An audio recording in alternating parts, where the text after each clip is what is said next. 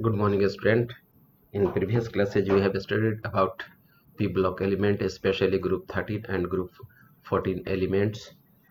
We have also seen some physical and chemical properties of aluminum, boron, carbon and silicon. ठीक है, तो हालांकि कुछ उसके कंपाउंड सिलेबस से हटा दिया है, फिर भी मैं पढ़ाया हूँ, उसको देखेंगे। ऐसा सिलेबस से हटाने का मतलब ये नहीं कि वो आपको पढ़ना नहीं एनसीईआरटी में है, पढ़ना ही पढ़ना है। ठीक है, तो आप उसको जरूर देखें एक बार उसको। ठीक है, today we will start organic chemistry, जिसमें हम लोग सम बेसिक कंसेप्ट का स्टडी करेंगे। आप you might have learned about the vital force theory. According to Berzelius, we cannot synthesize organic compounds in laboratory. Why so? Because of some mysterious force which is provided by the God, which cannot create in the laboratory. That is why we cannot synthesize organic compounds in laboratory. Berzelius का मानना था कि ईश्वरीय शक्ति होता है जीवों में, चाहे वो प्लांट हो या एनिमल हो। ठीक है, जिसके चलते, उस मिस्टीरियस फोर्स के चलते, जिसको वाइटल फोर्स वो कहे, organic compounds are synthesized by them. We can not provide vital force in laboratory by artificial means. That is why we cannot synthesize organic compounds. But it was Euler, a student of Berzelius. He was heating ammonium cyanide.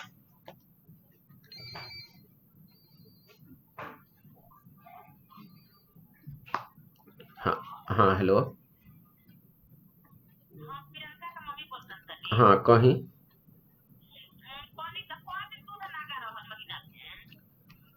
लिख के कागज पर भेजे होंगे, वो देख लीजिएगा।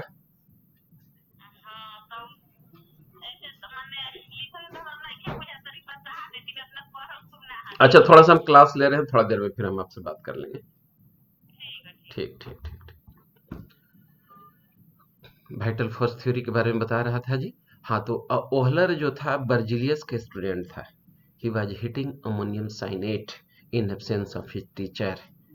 ही was astonished when he saw some another compound was prepared. That compound was nothing other than urea, which is a organic compound. और फिर केमिस्ट्री के दुनिया में तहलका मच गया। ओहलर जो था अमोनियम साइनेट हीट कर रहा था, जिससे यूरिया का फॉर्मेशन हो गया। वो सोचा भी नहीं था कि यूरिया बनेगा, क्योंकि उसके गुरु तो बताए थे कि ऑर्गेनिक कंपाउंड्स को हम लोग लेबोरेटरी में सिंथेसाइज नहीं कर सकते हैं, क्योंकि ईश्वरीय शक्ति होता है, वाइटल फोर्स होता है, जो कि रहस्यमयी शक्ति है जीवों में, और हम वो शक्ति हम लोग प्रोवाइड नहीं कर सकते हैं लेबोरेटरी में, जिसकी वजह से ऑर्गेनिक कंपाउंड सिंथेसाइज नहीं होगा। इसके बाद आपको एसिटिक एसिड जो है से कोलवे प्रिपेयर कर दिया, मीथेन गैस बर्थेलोट प्रिपेयर कर दिया, और ये सभी के सभी क्या थे? ऑर्गेनिक कंपाउंड थे। That means it was drawback of vital force theory, और एक इतिहास बन करके रह गया। इस तरह से वाइटल फोर्स थ्योरी को डिस्कार्ड कर दिया गया। Modern definition of organic chemistry, branch of chemistry that deals with study of hydrocarbon and their derivatives.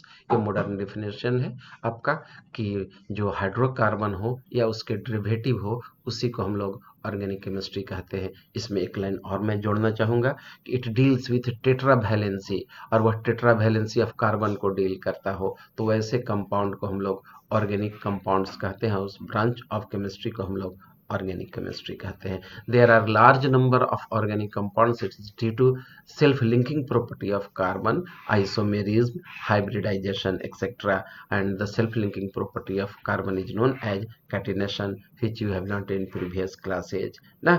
तो आइए अब हम लोग शेप ऑफ कार्बन कंपाउंड्स के बारे में पढ़ रहे हैं। तो ये हम लोग उसका शेप के बारे में ऑलरेडी हाइब्रिडाइजेशन में पढ़ चुके हैं। Formation and shape of molecules like methane, ethene, ethyne are explained in terms of use of sp3, sp2 and sp hybrid orbitals by carbon atoms in the respective molecules. Hybridization influences the bond length and bond enthalpy strength in organic compound. ठीक है, तो hybridisation क्या influence करता है? Bond length को, bond energy को प्रभावित करता है, इन्फ्लुएंस डालता है। और ये मैं पढ़ा चुका हूँ आपको ये केमिकल बॉन्ड वाले चैप्टर में। The sp hybrid orbitals contains more S character ना, sp एक s एक p है यानी 50% s कैरेक्टर है, and hence it is closer to nucleus and forms shorter and stronger bond than sp2 and sp3 hybrid orbital. तो sp का जो specially carbon का बॉन्ड जो होता है sp3 में कार्बन कार्बन बॉन्ड 1.2 एंगस्ट्रॉम होता है, और अगर sp2 हाइब्रिडाइजेशन है तो उसमें बॉन्ड लेंथ होता है 1.34 एंगस्ट्रॉम, और अगर वही आपका sp3 हाइब्रिडाइजेशन है तो उसमें कार्बन कार्बन का बॉन्ड लेंथ होता है 1.54 एंगस्ट्रॉम। तो चूंकि sp ऑर्बिटल में s कैरेक्टर 50% है, 50% होने से इलेक्ट्रॉन का डेंसिटी s में ज्यादा है, और s is more closer to the nucleus, therefore there will be more force of attraction, और फोर्स ऑफ अट्रैक्शन वहां पर ज्यादा होगा। फोर्स ऑफ अट्रैक्शन ज्यादा होने की वजह से क्या होगा, आपको इलेक्ट्रॉन ज़्यादा खिंचाव होगा, तो शेल और न्यूक्लियस के बीच में जब कॉन्स्ट्रिक्शन होगा तो साइज छोटा हो जाएगा, बॉन्ड लेंथ छोटा होगा। यही वजह है कि sp हाइब्रिड ऑर्बिटल का आपका जो बॉन्ड लेंथ होता है वो ये स्ट्रॉन्गर होता है, शॉर्टर होता है। कितना होता है, 1.2 एंगस्ट्रॉम होता है ना। sp2 में कार्बन कार्बन बॉन्ड जो होता है 1.34 एंगस्ट्रॉम होता है, और sp3 में 1.54 एंगस्ट्रॉम होता है। ये डाटा मैं बोल रहा हूँ इसलिए कि आप नोट कर सकें, ठीक है। The change in hybridization affect the electronegativity of carbon. The greater the s character of hybrid orbitals, the greater is the electronegativity. Thus, a carbon atom having an sp hybrid orbitals with 50% s character is more electronegative and more acidic in nature. The hydrogen attached to sp hybrid carbon is acidic in nature. Why so? Because this carbon is more electronegative, it will withdraw electron from the attached hydrogen, so that hydrogen liberating tendency of sp hybrid carbon is more and it will be acidic in nature ना। तो थोड़ा सा मैं एक ठो example दे करके लिख करके समझा दूं आप लोगों को फिर से ना। यही है आपका sp3 हाइब्रिडाइज्ड कार्बन,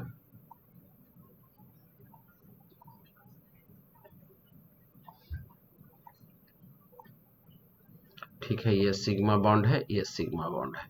तो सिग्मा बॉन्ड हाइब्रिड ऑर्बिटल से बनता है, तो इसमें दो हाइब्रिड ऑर्बिटल है यानी कि sp बन गया।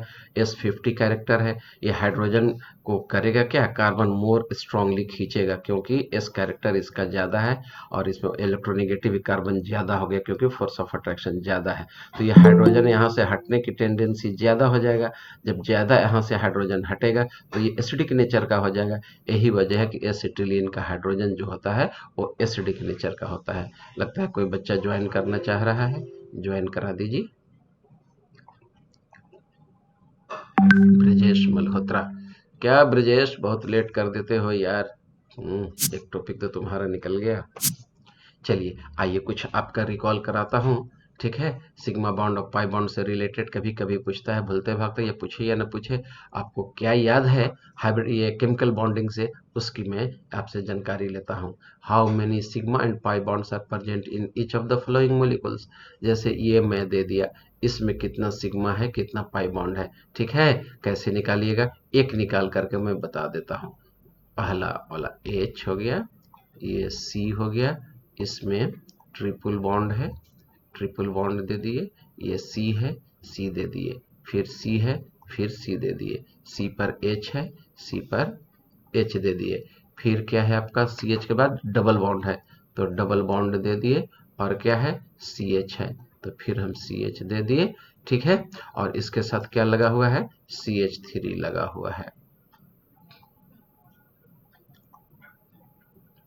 तो ये CH3 हो गया ना। अब देखो ये बीच में जो रहता है वो सिग्मा बॉन्ड होता है, तो ये सिग्मा बॉन्ड हो गया।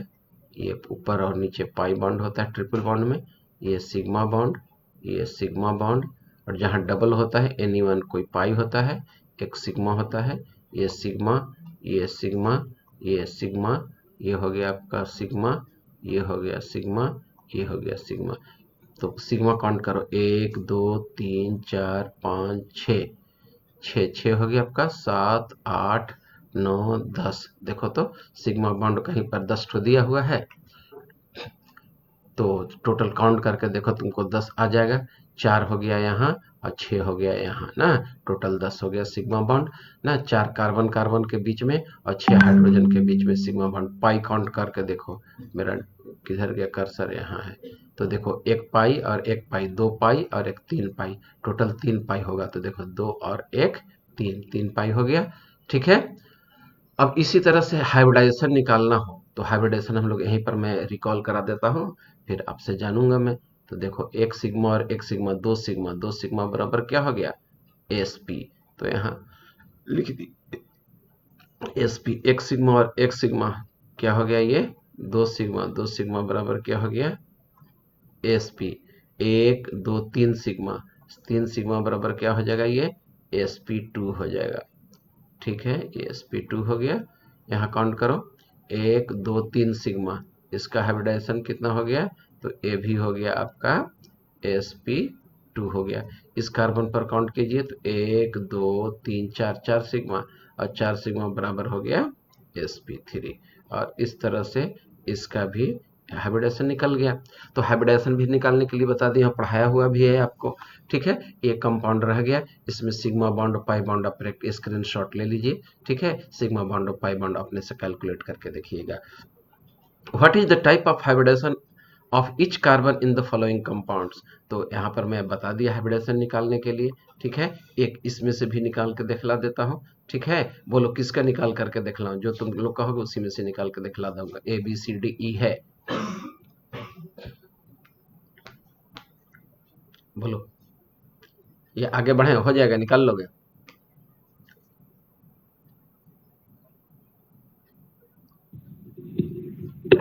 सर फिर से बताइए।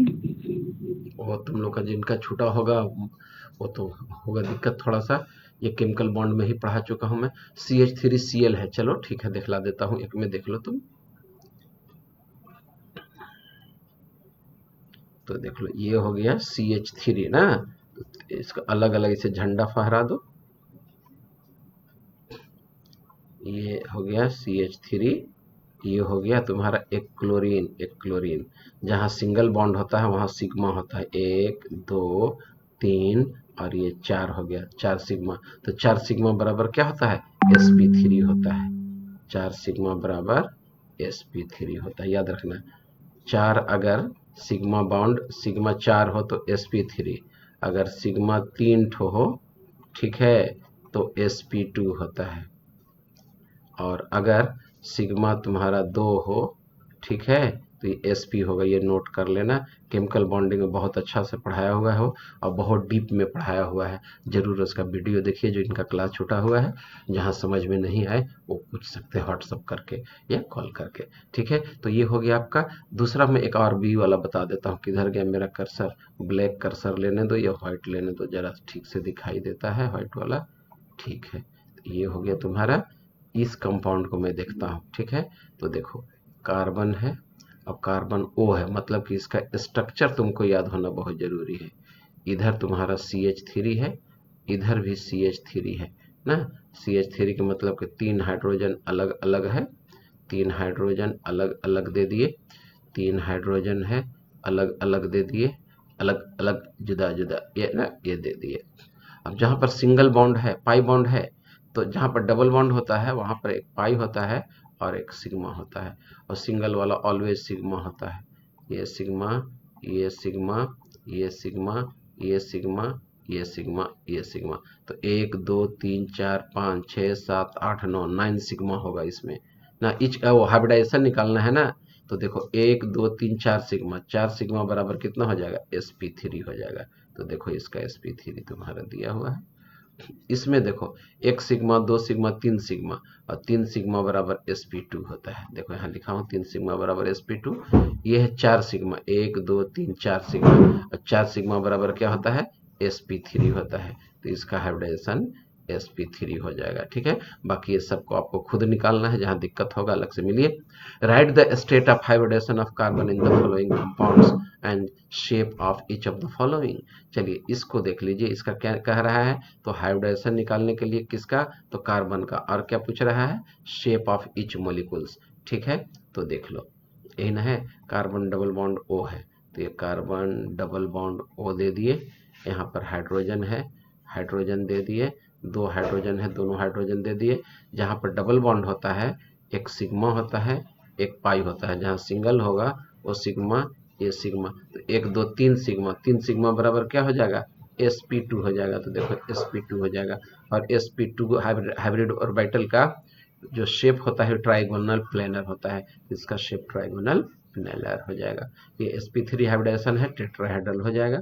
और इसमें sp आ जाएगा, देखो एक सिग्मा और एक सिग्मा, 2 सिग्मा, 2 सिग्मा बराबर sp, ना कैसा हो जाएगा, लीनियर हो जाएगा। ठीक है, ये प्रैक्टिस आपको करना है। Structural representation of organic compound. Now let us study how the organic compounds are represented. Actually organic compounds are represented by 3 ways, that is complete structural formula। complete structural formula are written like that ना। जैसे ethane है तो ethane क्या हो गया, C2H6 हो गया। Ethane क्या हो गया, C2H6 होता है। देखो इथेन का फॉर्मूला C2H6 होता है, you might have learned in class 10 ना। इथेन तो 3 कार्बन, 2 कार्बन है, दोनों कार्बन दे दिए, सिंगल सिंगल बॉन्ड वाला इथेन है, तीनों पर हाइड्रोजन लगा दिए, इथेन हो गया। इसको कंप्लीट स्ट्रक्चरल फार्मूला में झंडा फहरा दिए, ठीक है, फ्लैग पोल लगा दिए और झंडा लगा दिए हाइड्रोजन से, तो वही हो गया आपका कंप्लीट स्ट्रक्चरल फार्मूला। इथीन हो गया, ये इथाइन हो गया। इथाइन का ही दूसरा नाम एसिटिलीन है, कॉमन नेम एसिटिलीन है, याद रखना, एसिटाइलीन,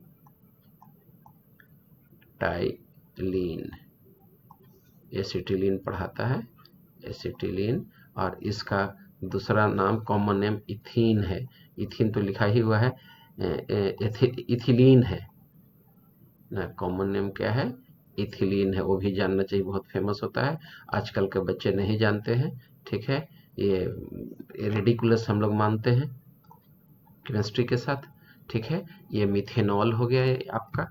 दूसरा है आपका कंडेंस्ड स्ट्रक्चरल फार्मूला। जैसे CH3 है तो देखो इस पर 3 कार्बन, इस कार्बन पर 3 हाइड्रोजन है, तो देखो 3 हाइड्रोजन इस कार्बन पर दिखला दिए। इस कार्बन पर 3 हाइड्रोजन है तो इसको भी हम लोग 3 कार्बन देख लिए, 3 हाइड्रोजन कार्बन के साथ दिखला दिए, इथेन हो गया आपका, ठीक है। अब आ जाइए इथीन।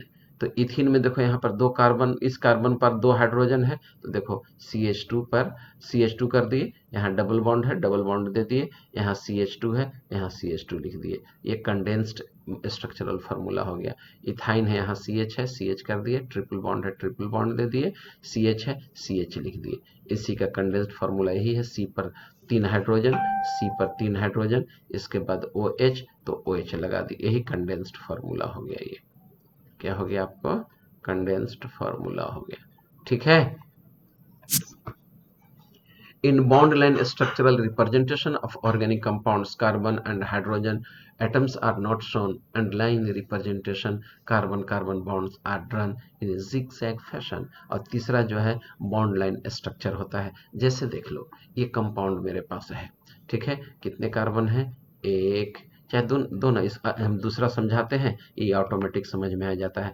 जैसे हम लोग ले लिए कितना, C5H, 5 दूनी 10, 2 12, H12 है, इसको लिखना है, 5 कार्बन मेरे पास है, तो कैसे लिखेंगे, बॉन्ड लाइन स्ट्रक्चरल फार्मूला 5, तो 2 1 और 1 2 और 1 3, 1 4 और 1 5, यही तो हो गया। हाइड्रोजन नहीं दिखाया जाता है, ठीक है। अब जैसे हमको इसको दिखाना है तो देखो 1 2 3 4 5 6 7 8, तो देखो 1 2 1 2 3 4, ये हो गया 5, ये हो गया 6, ये हो गया 7, ये हो गया 8, यहाँ 8 हो गया आपका। तो देखो 8 था इसमें कि नहीं, 1 2 3 4 5 6 7 8 ना। इधर से थर्ड पर एक मिथाइल ग्रुप है, तो देखो इधर से एक थर्ड पर मिथाइल ग्रुप, ऐसे सिर्फ खींच दिए, मिथाइल ग्रुप बन गया तुम्हारा। यही ब्रोमीन यहाँ पर लगा हुआ है सेकेंड कार्बन पर, 1 2 3 4 कार्बन, तो 1 2 3 4 कार्बन, सेकेंड पर Br लगा हुआ है, सेकेंड पर हम लोग यहाँ पर Br लगा दिए, ठीक है। ये आपका 2 ब्रोमोब्यूटेन का बॉन्ड लाइन स्ट्रक्चरल फार्मूला दे दिया गया, in which the hydrogen atom is not shown, ठीक है। It is understood that the valency of hydrogen will be satisfied by hydrogen atom, and these are written in zigzag fashion। जैसे एक example और ले लो, C3H6 हमको लिखना है ना, bond line structural formula, 3 carbon है, 3 ही हाइड्रोजन है, ठीक है। तो यहाँ से उठाए 2 सीधे गिने और एक 3, ये 3 हो गया टोटल 1 2 3।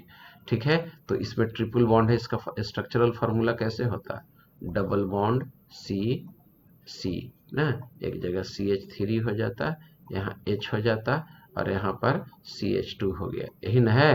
तो देखो एक जगह कहीं पर हम डबल बॉन्ड सिर्फ दिखा देंगे, बस यही है तुम्हारा फॉर्मूला हो गया किसका, प्रोपीन का।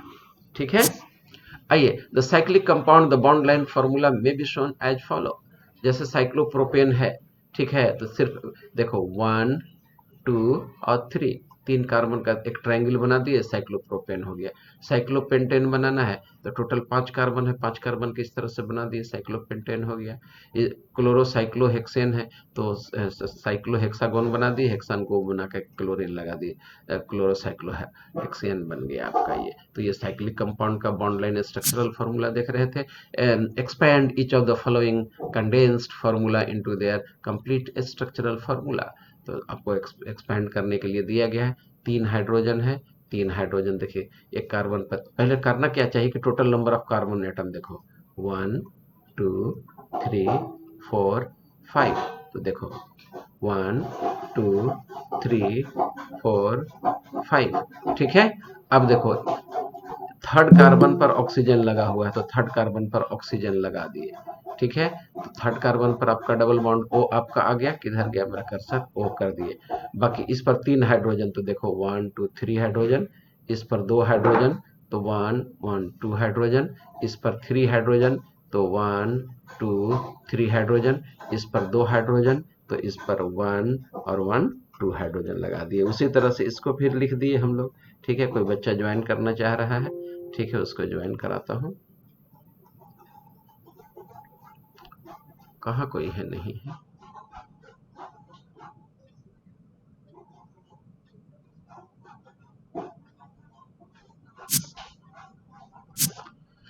तो चलिए नेक्स्ट देखिए, for each of the following compounds write the condensed formula and also their bond line structure. ठीक है, तो बॉन्ड लाइन स्ट्रक्चर हम लोग को लिखना, जैसे ये कंपाउंड था, ठीक है, इसके लिए हम लोग को दोनों तरह का फार्मूला लिखना है। तो कैसे लिखा जाता है वो देखो। ठीक है, यहाँ पर देखो तुम्हारा CH2 है, ठीक है, क्या है, CH2 है, तो यहाँ पर सबसे पहले CH2 दे दीजिए और लिख दोनों हाइड्रोजन अलग अलग दिखला दिए, अलग अलग हम दिखला सकते हैं इसे। ठीक है, इसी पर क्या है तुम्हारा OH लगा हुआ है। ठीक है, तो किधर गया कर्सर, यहाँ है मेरा कर्सर, इस पर हम OH लगा दिए। अब देखो इसके बाद मेरा क्या है, CH2 1 2 2 बार CH2 है, तो ये हो गया तुम्हारा CH2, CH2 2 बार करना है,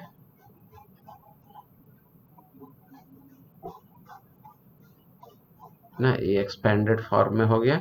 इसके बाद कितना बचा हुआ है, CH ना, तो C पर H दे दिए और कह रहा है कि एक CH3 लगा हुआ है, तो एक CH3 दे दिए यहाँ पर ऐसे। इसके बाद क्या कहा जाता है, CH3 के बाद फिर CH है, तो फिर CH बनाइए, यहाँ पर C है और C पर H लगा दिए और उसी CH पर फिर एक CH3 है, तो फिर एक हम CH3 दे दिए। ठीक है, बस सीखना जरूरी है, नहीं तो फिर बाद में दिक्कत होगा। फिर CH3 है, फिर ये CH3 हम लोग लगा दिए। ठीक है, अब हम लोग को बॉन्ड लाइन ये हो गया आपका। कंडेंस्ड फार्मूला लिखना होता तो क्या कहा जाता है, तुरंत लिखा जाता है। कैसे लिख देते हैं, इसी का कंडेंस्ड फार्मूला तो ये लिखा हुआ है। ठीक है, ये कंडेंस्ड फार्मूला है, इसको ऐसे भी हम लोग लिख सकते थे, देखो CH2OH है ना, तो OH पर CH2 है, CH2 दे दिए। ठीक है, इसके बाद CH2 के ठो है, एक और एक 2 CH2 है। ठीक है, तो ऐसे करके यहाँ लिख देते CH2 कितना टाइम्स, 2 टाइम्स। ठीक है, CH2 हो गया। इसके बाद हो गया तुम्हारा CH पर CH3 2 बार है, तो इसी के साथ हम लिख दिए CH और CH3, तो ये हो गया आपका CH3। ठीक है, दे दिए एक बार, ये वाला कौन, किधर गया कर्सर, हाँ, ये वाला काम हो गया CH3। अब इस C पर एक H है, 2 CH3 है, तो इसके साथ एक C लगा हुआ है, उसके साथ H है, और इसके साथ क्या लगा हुआ है, CH3। कितने बार लगा हुआ है, 2 बार लगा हुआ है, तो इसको 2 से इसे कर दिए, तो ये हो गया कंडेंस्ड फार्मूला। अब इसी को बॉन्ड लाइन लिखना है, तो देखो कार्बन काउंट करो, कार्बन कितना है, 1 2 3 4 5 6, 6 कार्बन है, और तो एक लाइन में 6 कार्बन है, तो काउंट कर लो, 1 2 3 4 5 6 हो गया। अब देखो राइट हैंड साइड से सेकेंड कार्बन पर एक CH3, तो देखो सेकेंड कार्बन पर हम लोग का ये CH3 लगा दिए, ठीक है, फिर सेकेंड कार्बन पर CH3 लगा दिए, तो ये बॉन्ड लाइन फार्मूला हो गया, ठीक है। उसी तरह से इस कंपाउंड को लिखना था हम लोगों को, तो इसको लिखना था कंडेंस करके, तो देखो NC था यहाँ ना, और NC कितना है, 2 ठो है, CN एक्चुअली, तो CN का होल ट्वाइस किया हुआ है, यहाँ CH है, तो देखो यहाँ CH लिख दिए, इस पर OH है, तो देखो यहाँ पर OH लिख दिए। इसी को कंडेंस्ड करना है हमको, तो टोटल कार्बन काउंट करो, 1 2 3, ठीक है, तो देखो कंडेंस कर चाहे एक ही कार्बन लिखो ना, तो एक कार्बन लिख दिए, ठीक है, और इसी पर OH है, तो OH दे दिए ये वाला, इधर CN है, तो ऐसे करके हम CN दे दिए, फिर इधर CN है उसी कार्बन पर, तो इधर से हम CN दे दिए उसी कार्बन पर, ठीक है, ये हमारा OH बन गया, ये CN 2 ठो लगा हुआ है, वही देखो ये तो है कंपाउंड बन गया, ठीक है। आइए अब हम लोग 3 dimensional representation of organic molecules देख रहे हैं, और इस तरह का आजकल ट्रेंड चला हुआ है, क्वेश्चन कॉम्पिटिटिव एग्जामिनेशन में पूछता है। देखिए, तो 3 डायमेंशन ये टेट्राहेड्रल होता है, जैसे sp3 हाइब्रिडाइज्ड कार्बन, तो एक हाइड्रोजन जो होता है स्पेस में होता है, 3 हाइड्रोजन एक प्लेन में होता है, 3 हाइड्रोजन क्या होता है, एक प्लेन में होता है और एक स्पेस में होता है। कैसे रिप्रेजेंट किया जाता है वो देखो, बाय यूजिंग सॉलिड, इसको सॉलिड बोला जाता है, क्या कहा जाता है, सॉलिड वेज ना, और इसको हम लोग बोलते हैं डैश्ड वेज, ठीक है, wedge formula, the 3D image of a molecules form a 2 dimensional picture can be perceived। तो डैश जो होता है, dashed wedge bonded away from the observer, observer से दूर माना जाता है, और जो सॉलिड वेज है बॉन्ड टुवर्ड्स ऑब्जर्वर, ये ऑब्जर्वर की तरफ होता है। In these formula the solid wedge is used to indicate a bond projecting out of the plane of the paper, और ये जो सॉलिड वेज है पेपर के जस्ट ऊपर होता है, ऊपर में ऊपर वाले प्लेन में बॉन्डेड होता है। This formula the solid wedge is used to indicate bond projecting out of the plane of the paper toward the observer, और ये प्लेन में रहता है, ऊपर उठा हुआ रहेगा ना, जैसे कि देख लो मैं पेन लेकर के तुम लोगों को समझाने की कोशिश करता हूँ।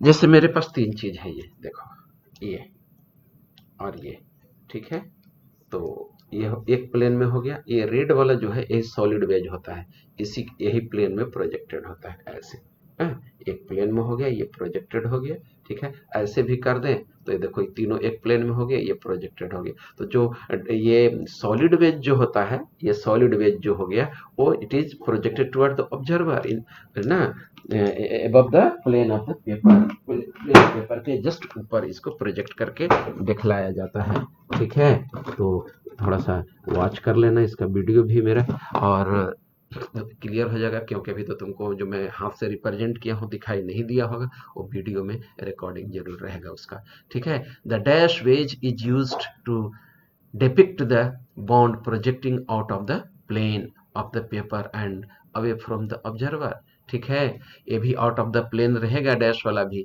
लेकिन वो क्या रहेगा, ऑब्जर्वर से दूर रहता है। Wedge are shown in such a way that broad end of the wedge is toward the observer, जो ब्रॉड एंड जो होगा वो ऑब्जर्वर के तरफ होता है, ठीक है, और उसको सॉलिड वेज से हम लोग रिप्रेजेंट करते हैं, और डैश को जो होता है अवे फ्रॉम द ऑब्जर्वर होता है, ठीक है, वो भी प्लेन में नहीं होता है। तो the bond line in plane of the paper are depicted by using normal line, और जो एक ही प्लेन में होता है ना उसको हम लोग क्या कहा जाता है, ऐसे ही सिंपल लाइन, नॉर्मल लाइन से उसको रिप्रेजेंट कर देते हैं, किस चीज़ से रिप्रेजेंट कर देते हैं, नॉर्मल लाइन से करते हैं। तो एक बार पेन वाला फिर से मैं प्रोजेक्ट करके दिखला देता हूँ इस पर ना, वीडियो देखने से क्लियर होगा। जैसे देखो 3 ठो ये दोनों एक प्लेन में हो गया, ठीक है, तीसरा थोड़ा सा दूर रहता है ऐसे ऑब्जर्वर की तरफ, ये अवे फ्रॉम द ऑब्जर्वर, और चौथा हो गया ये आपका इस तरह से होता है, ठीक है, एक प्लेन में रहेगा, ये हल्का सा उठा हुआ रहेगा, ये टुवर्ड द ऑब्जर्वर रहेगा, इस तरह से होता है ऐसे।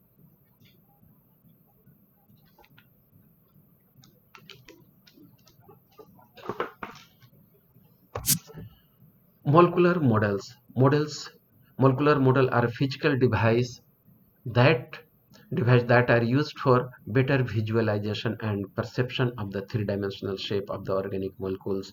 These are made up of wood, plastic or metal and are commercially available.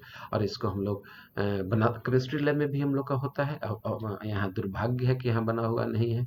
मैं पहले वाले जिस स्कूल में था वहाँ बहुत अच्छा बच्चे मॉडल बना करके दिए हुए हैं, और है भी इवन बकमिस्टर फुलेरिन का आप लोग को होमवर्क दिया भी हूँ मैं प्रोजेक्ट बनाने के लिए। तो देखो इस तरह का जो रिप्रेजेंटेशन होता है इसको हम लोग फ्रेमवर्क मॉडल कहते हैं। ये हो गया आपका कार्बन ना, और यही यहाँ पर हाइड्रोजन मान लिया जाता है कि ये सब क्या है, हाइड्रोजन है, तो इसको फ्रेमवर्क मॉडल कहा जाता है। इसको बॉल एंड स्टिक, देखो ये बॉल है, ये कार्बन के लिए बॉल हो गया, ये हाइड्रोजन बॉल है, ये भी हाइड्रोजन बॉल है, ये हाइड्रोजन बॉल है, ये हाइड्रोजन बॉल, और ये स्टिक है ना, स्टिक से करके हम लोग 3 डायमेंशनल स्ट्रक्चर बना दिए मीथेन का, तो ये बॉल एंड स्टिक मॉडल कहलाता है। और ये जो आप देख रहे हैं स्पेस फिलिंग मॉडल कहलाता है। स्पेस में कैसे फिल होता है मीथेन ना, तो वो देख लीजिए आप, और यही स्पेस फिलिंग मॉडल कहलाता है। आइए now we will study about the classification of organic compounds. Organic compounds are classified basically into 2 category, acyclic और open chain और aliphatic compound। जिसमें कोई साइकिल नहीं हो, ओपन इंडेड हो, तो उसको हम लोग एसाइक्लिक या ओपन चेन कहते हैं। और ये 3 तरह के होते हैं, ठीक है, saturated and unsaturated. Saturated hydrocarbon को हम लोग क्या कहते हैं, सैचुरेटेड हाइड्रोकार्बन को हम लोग आपको अल्केन कहते हैं। और अनसैचुरेटेड हाइड्रोकार्बन 2 तरह का होता है, डबल बॉन्ड कंटेनिंग और triple bond containing. Double bond containing को हम लोग अल्कीन कहते हैं और ट्रिपल बॉन्ड कंटेनिंग को अल्काइन कहते हैं। आइए साइक्लिक या क्लोज चेन कंपाउंड, इसको हम लोग फर्दर 2 कैटेगरी में क्लासीफाई करते हैं, होमोसाइक्लिक या कार्बोसाइक्लिक कंपाउंड, और दूसरा है आपका हेट्रोसाइक्लिक कंपाउंड, ठीक है। होमोसाइक्लिक या कार्बोसाइक्लिक कंपाउंड को हम लोग फर्दर 3 कैटेगरी में क्लासीफाई करते हैं, alicyclic, aromatic and PNHC. PNHC का फुल फॉर्म होता है पॉलीन्यूक्लियर हाइड्रोकार्बन।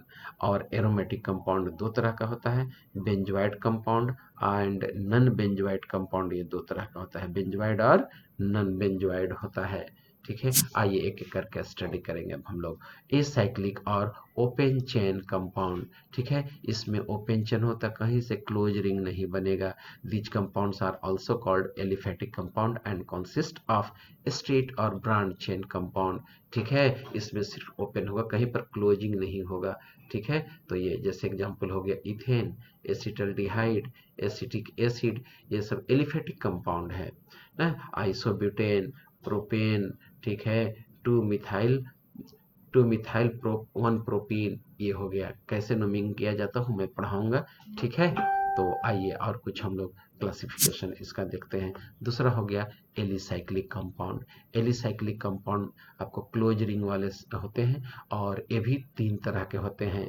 कौन कौन, साइक्लोअल्केन, साइक्लोअल्कीन एंड साइक्लोअल्काइन, ठीक है। तो एलिसाइक्लिक भी 3 तरह का हो गया। देखो ये 2 कंपाउंड जो है आपका, ये साइक्लोअल्केन का एग्जाम्पल है, साइक्लोअल्केन का एग्जाम्पल है, साइक्लोअल्कीन का एग्जाम्पल है, और साइक्लोअल्काइन का एग्जाम्पल मैं अभी दिखला देता हूँ एक बना करके। ये हो गया साइक्लोअल्काइन, किस तरह का कंपाउंड है, ये साइक्लोअल्काइन है, ठीक है।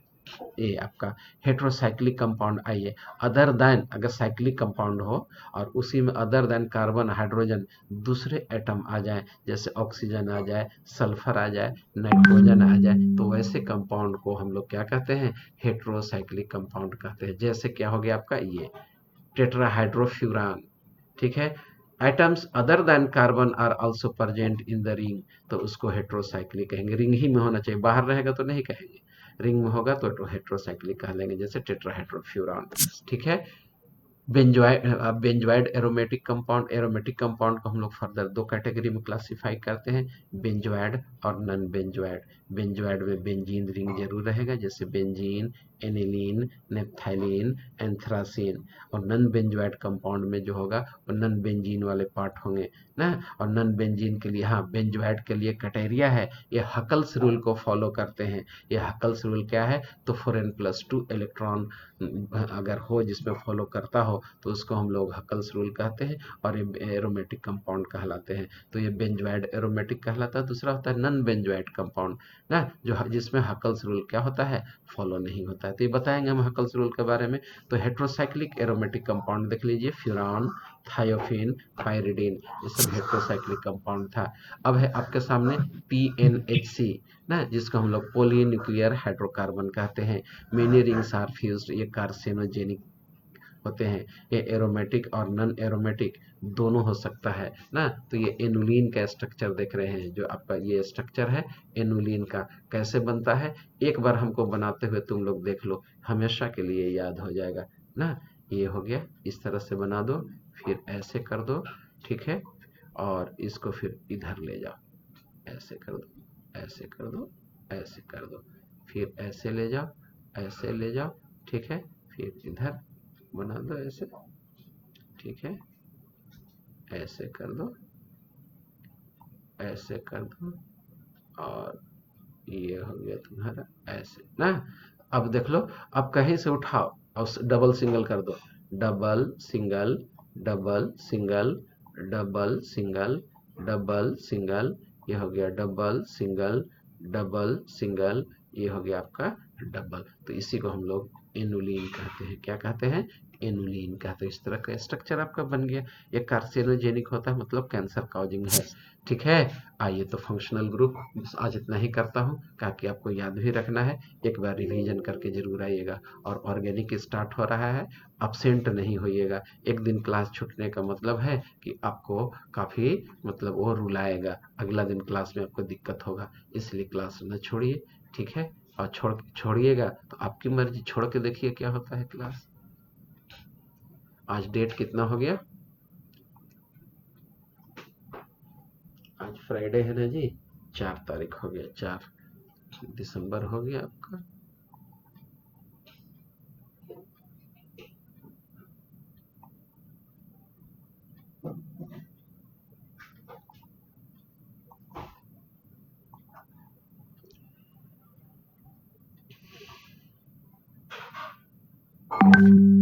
चलिए ठीक है, जाइए नाश्ता वास्ता कीजिए, नेक्स्ट क्लास की तैयारी कीजिए आप लोग, और टाइम पर क्लास ज्वाइन कीजिए।